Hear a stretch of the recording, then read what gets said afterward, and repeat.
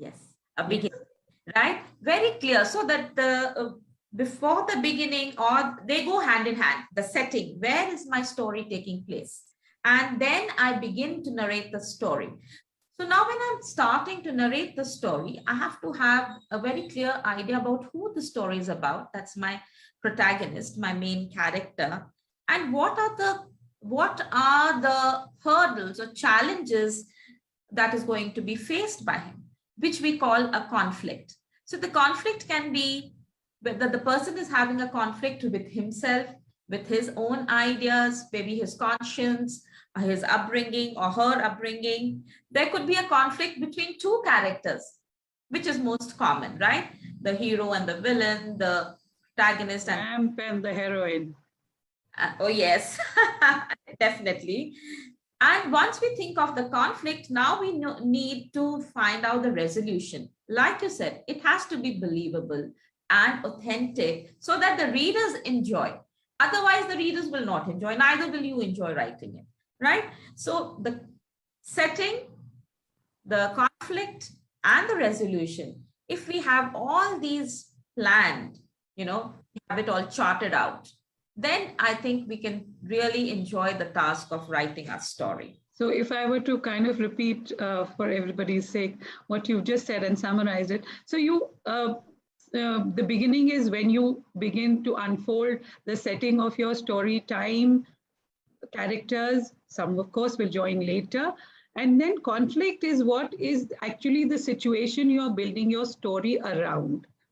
Am I right? So now we come to the third part of it, which is how do you conclude? Yes. So that is the resolution.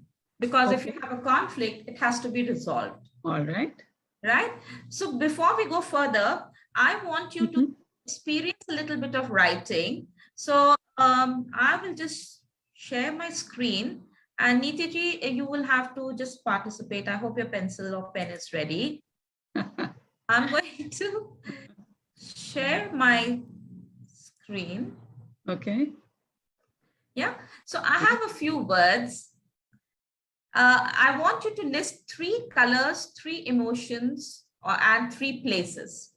Any 3 that come to your mind. You have other than what is there?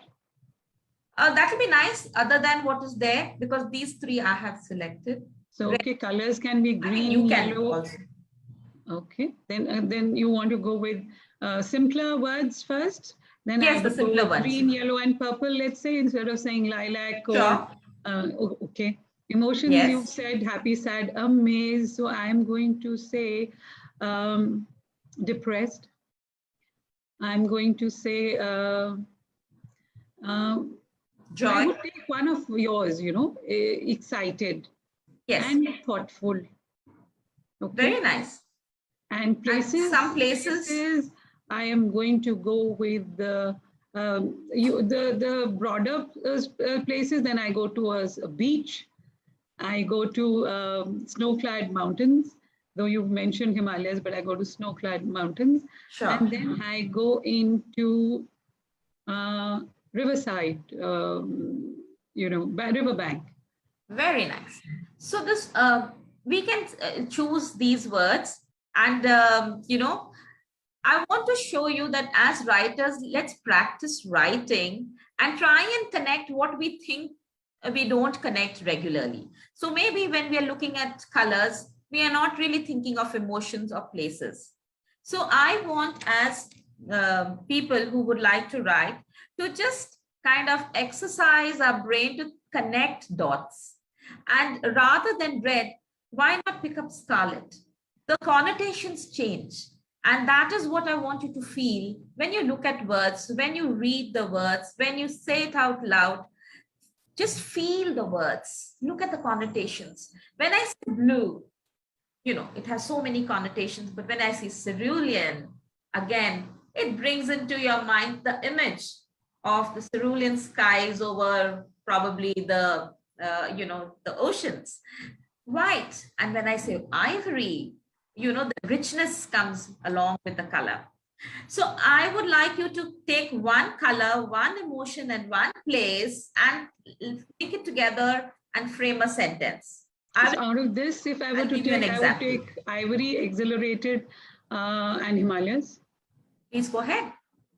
I've taken Ivory, Exhilarated, and Himalayas. Yes. Now, how would you weave it into a sentence? Help me. Because that's what the audience is looking at, for you to lead them, because they're forming the sentence in their mind, and for them to get a kind of a sequence from you saying, why is it that you have to introduce the color, the emotion, and the place? Because would you like to answer that? Sure.